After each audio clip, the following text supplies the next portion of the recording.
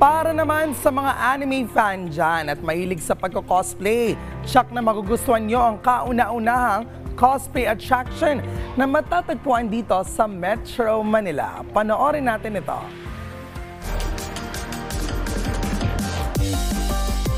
Calling all cosplayers and anime fans. Narito na ang kauna-unahang cosplay city in the Metro. Bago ka man o matagal ka ng cosplayer o anime fan, ito na ang perfect place for you to meet ang mga kapwa mo otaku. Pwede mo ring i-showcase dito ang iyong creativity and talents habang gumagawa ng iba't ibang exciting activities. This is actually a place where the cosplayer can showcase their creativity and their costumes, of course. And then there's a lot of Instagrammable areas here. Sa paglilibot ng RSP sa loob ng Cosplay City ay mamamangha ka talaga sa mga cosplay and anime themed zones. Kabilang na dito ay ang action figure display zone, Funko Pop exhibit, interactive projector room, Toy Street,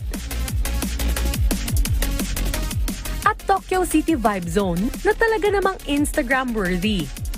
Marami din kaming na-meet na cosplayers dito at tinanong namin sila kung ano ang nagustuhan nila sa astig na pasyalang ito.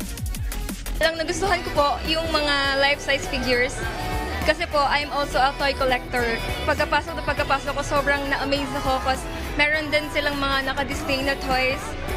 So talagang sobrang, this is heaven.